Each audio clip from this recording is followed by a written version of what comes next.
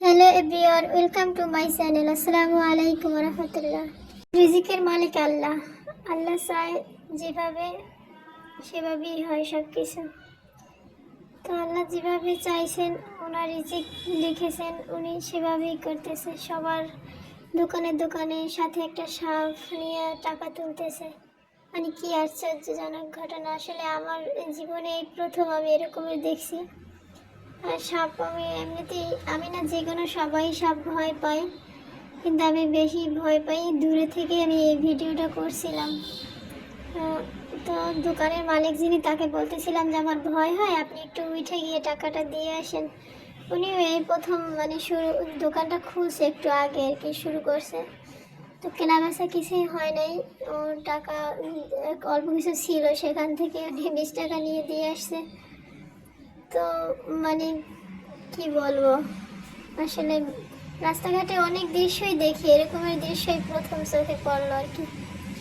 যাই হোক, এইটা একটা দোকান ছিল শোপিস, যা ঘর সাজানোর জিনিসপত্র, এই যে দেখতে পাচ্ছেন, মানে ফুলের টব, এইগুলো আর কি, এগুলোর দোকান ছিল।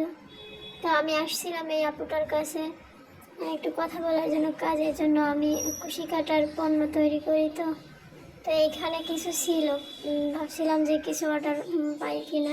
তো সে বলল যে আসলে এখনকার দিনে মানে খুবই কঠিন টিকে থাকা, ব্যবসায় কেনা বেচা খুবই কম, এরকম অনেক কিছুই বললো তার কথা আর কি। তো এটা ওনার মালিক যিনি, সে ওই ঢাকা ভার্সিটিতে পড়াশোনা করে। তো সে ওই জায়গা থেকেই পণ্যগুলো আনে, এর জন্য উনি কম দামে আর কি পায়। সারাদিন কুশি কাটার পণ্য নিয়ে বাজারে হাঁটলাম, কেউ ন্যায্য দাম বলতে চাইল না। মনে খুব কষ্ট হয়েছে, কিন্তু হাল ছাড়ি না, কারণ প্রতিটা কাজে আমার স্বপ্ন আর পরিশ্রম লুকানো। একদিন আল্লাহ আমার রিজিকের দরজা খুলে দিবেন ইনশাআল্লাহ। এই আশাতেই বাসায় রওনা হলাম।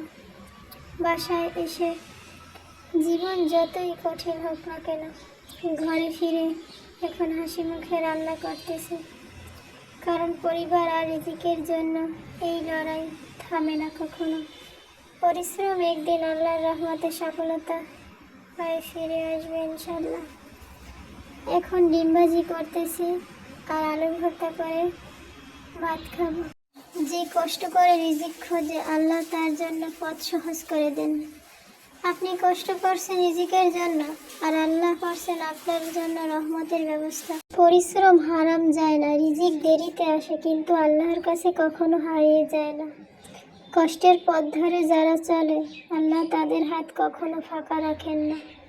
হাল ছাড়ব না, রিজিক তার হাতে, রিজিকের মালিক আল্লাহ। এই কথাটা মনে প্রাণে বিশ্বাস করি। আল্লাহ একদিন ইনশাআল্লাহ আমার রিজিক ফিরিয়ে দেবেন, সফল আমি হব ইনশাআল্লাহ। কথা বলতে বলতে ভাত হয়ে গেল, ডিম ভাজি আলু ভর্তা করে নিলাম।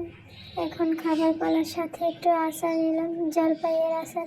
অনেক কথা বললাম, ভিডিওটি ভালো লাগলে একটা লাইক করবেন, পাশে থাকবেন আশা করি, চ্যানেলটা সাবস্ক্রাইব করবেন। আল্লাহ হাফেজ।